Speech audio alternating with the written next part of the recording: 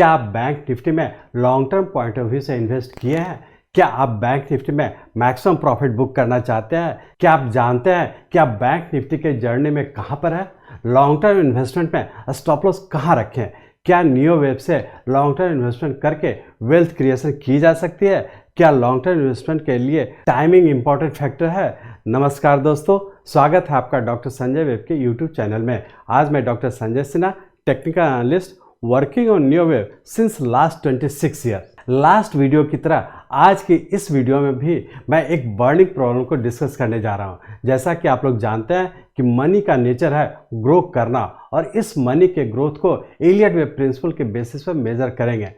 समझेंगे और मार्केट में होते हुए देखेंगे। आप लोग ये भी जानते हैं कि ग्रोथ ऑलवेज इम्पल्स में होता है, जिसे आप लोग 5 में आगे की ओर ग्रो करते हुए देख पाते हैं। इसी प्रिंसिपल को फॉलो करते हुए, साथ ही इसके एडवांस वर्जन नियो वेब को फॉलो करते हुए अपने इंडियन मार्केट के बैंकिंग सेक्टर, जिसे आप लोग बैंक निफ्टी के रूप में देखते हैं, जिसे यहाँ बड़े डिग्री वेब से छोटे डिग्री वेब को घटते क्रम में देखते हुए करंट सिचुएशन में किस प्लेस पर है, उसे रियल टाइम चार्ट पर देखकर समझने का कोशिश करते हैं। ये हम लोग का बैंक निफ्टी का मंथली चार्ट है, जो हमारा एक करेक्शन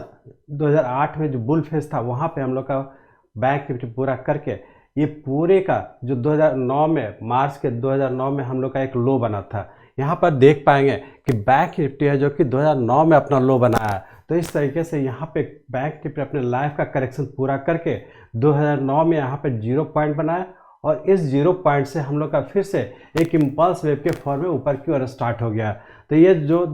2009 में हम लोग का 0 बना है, 0 पॉइंट बना है, यहाँ से हम लोग काउंट करना शुरू करेंगे, और यहाँ से हम लोग का बैंक निफ्टी है जो कि इम्पल्स वेव के फॉर्म में ऊपर कंटिन्यू हो चुका है। अब यहाँ पर देखेंगे कि जब बैंक निफ्टी 2009 में पूरा करके, जो कि बैंक निफ्टी का 0 पॉइंट है, यहाँ पर पूरा करने के बाद बैंक निफ्टी जो हम लोग का याद होगा आप लोग को कि कोविड के पहले हम लोग का एक टॉप बना था यहाँ पर इस पॉइंट पे। तो यहाँ पर बैंक निफ्टी का हम लोग का फर्स्ट वेव बना, और यहाँ से हम लोग का बैंक निफ्टी, चूँकि हम लोग यहाँ पर कोविड के बाद बैंक निफ्टी का कोविड के बाद जो हम लोग का मार्च 2020 में एक लो बना, जहाँ पर देखेंगे कि शार्प फॉल हुआ था कोविड के बाद। तो यहाँ से यदि हम लोग ट्रेंड लाइन ड्रॉ करते हैं तो बैंक निफ्टी का 2009 के पास 0 पॉइंट था, और यहाँ से जब हम लोग ट्रेंड लाइन ड्रॉ करते हैं तो इस पॉइंट पे टच करते हुए आगे की ओर बढ़ रहा है। तो ये जो पॉइंट है हमारा कोविड के बाद वाला मार्च 2020 के पास, यहाँ से लेकर के टोटल हम लोग का ये 0 ट्रेंड लाइन के फॉर्म में आगे की ओर बढ़ रहा है। इसका मतलब है कि बैंक निफ्टी के अगेंस्ट, मतलब निफ्टी से डिफरेंट फॉर्म में ऊपर की ओर जा रहा है। तो बैंक निफ्टी जो है हमारा 2009 के पास हम लोग का एक बड़ा सा पूरा करके यहाँ से हम लोग का बैंक निफ्टी तेजी स्टार्ट हुआ है। तो बैंक निफ्टी जो यहाँ से तेजी हुआ, ये हमारा इसका सेकेंड वेव 2020 मार्च में कंप्लीट कर, और फिर से यहाँ फर्दर एक आगे का बुल फेज स्टार्ट हो गया। तो अब हम लोग यहाँ पे देखेंगे, चूँकि ये मंथली चार्ट है, इसको छोटे चार्ट में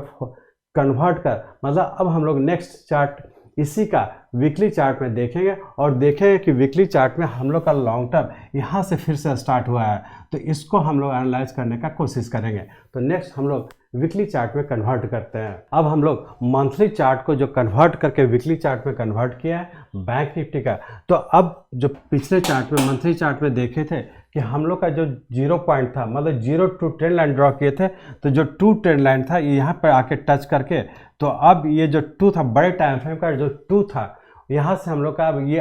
थर्ड वेव स्टार्ट हुआ, और थर्ड वेव का 2 जो था वही हमारा इस वेव के लिए 0 पॉइंट हो गया। तो ये हम लोग का थर्ड वेव का 0 पॉइंट स्टार्ट हुआ, जो कि हम लोग का कोविड के बाद मार्च 2020 में जो लो बना था, यहाँ से हम लोग का थर्ड वेव स्टार्ट हुआ बैंक निफ्टी का। और बैंक निफ्टी का जो थर्ड वेव स्टार्ट हुआ, तो इस तरीके से हम लोग का 1, 2, 3, 4 और 5 वेव कंप्लीट कर ये थर्ड वेव का फर्स्ट वेव हुआ, थर्ड वेव का फर्स्ट सबऑर्डिनेट वेव हुआ। और यहाँ से हम लोग का करेक्शन पूरा कर, ये जो करेक्शन था 2022 के जून में पूरा कर, और यहाँ से फिर थर्ड वेव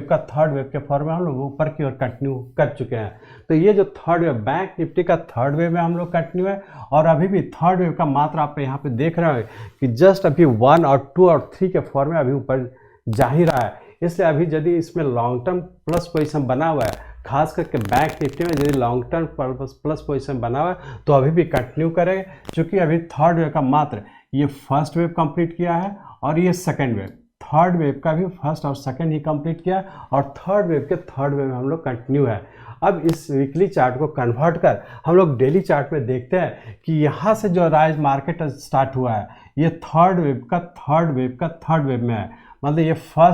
थर्ड वेव का फर्स्ट वेव हुआ, सेकेंड वेव हुआ, अब हम लोग थर्ड वेव के थर्ड में इंटर किए हुए हैं, तो अभी भी ऊपर जाने की संभावना है। तो इसमें यदि खासकर बैंक निफ्टी में यदि प्लस किया तो आप इसमें प्लस पोजीशन बनाए रखेंगे, क्योंकि अभी भी हर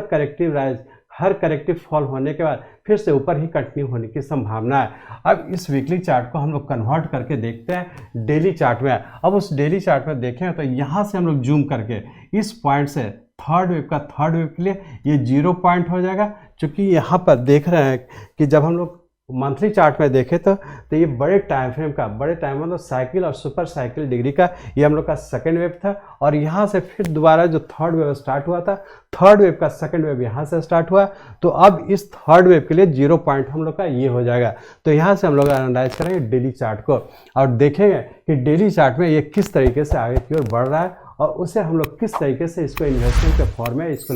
कवर करेंगे, मतलब किस तरीके से देखेंगे और बाई करके चलेंगे और हर डिक्लाइन पे बाई करके चलेंगे, क्योंकि ये अभी ऊपर ही रहने की संभावना और अभी भी ऊपर ही जाने की संभावना है। तो इसे हम लोग कन्वर्ट करके डेली चार्ट को इस लेवल को हम लोग सिर्फ जूम करेंगे और इसको देखेंगे किस तरीके से हम लोग जा रहे हैं। तो अब हम लोग इस वीकली चार्ट को कन्वर्ट कर डेली चार्ट में देखने का कोशिश करते हैं। ये हम लोग का बैंक निफ्टी जो पिछले चार्ट में देखे थे वो बैंक निफ्टी का वीकली चार्ट था, उसी वीकली चार्ट को हम लोग कन्वर्ट करके डेली चार्ट में कन्वर्ट किए हैं। और इस डेली चार्ट में इस पॉइंट पे जो वीकली चार्ट में हम लोग डिस्कस किए थे, ये सेकेंड वेव है, थर्ड वेव का फर्स्ट वेव ये हुआ, सेकेंड वेव ये हुआ और थर्ड वेव के थर्ड वेव हम लोग इंटर किए हुए हैं। तो अभी भी चूंकि हम लोग का ऊपर ही जाने का है, तो इस वेव को हम लोग एनालाइज करते हैं तो पता चलता है कि ये सेकेंड वेव बैंक निफ्टी का थर्ड वेव इस सेकेंड वेव से स्टार्ट हुआ, तो इस थर्ड वेव के थर्ड वेव के लिए ये 0 पॉइंट हो जाएगा, क्योंकि यहाँ से हम लोग जब देखें हैं इस लार्जर टाइम फ्रेम में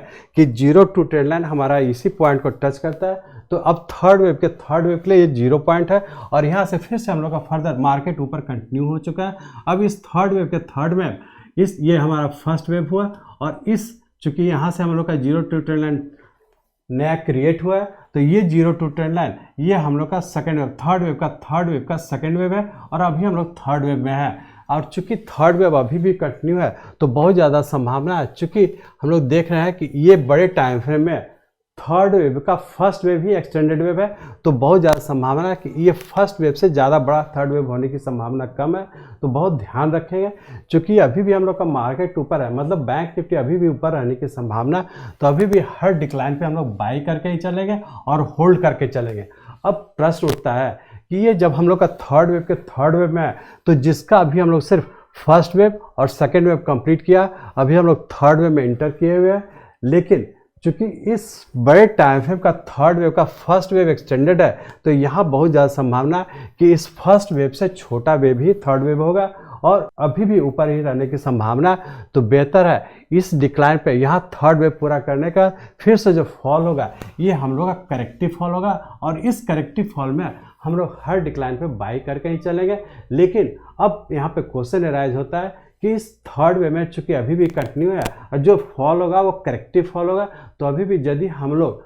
long term point of view से इन्वेस्टमेंट किए हुए और पहले से किए हुए, मतलब कोविड के बाद से यदि आप बाई किए तो अभी भी होल्ड करके रखेंगे और अभी भी कंटिन्यू रखेंगे। और यदि फ्रेश बाई भी करना चाहते हैं तो आप फ्रेश बाई कर सकते हैं, लेकिन अब किसी भी टाइम फ्रेम का यदि लॉन्ग टर्म का हो या मीडियम टर्म का हो या शॉर्ट टर्म का हो, तीनों ही टाइम फ्रेम का हम लोग का जो स्टॉप लॉस है, जो चूंकि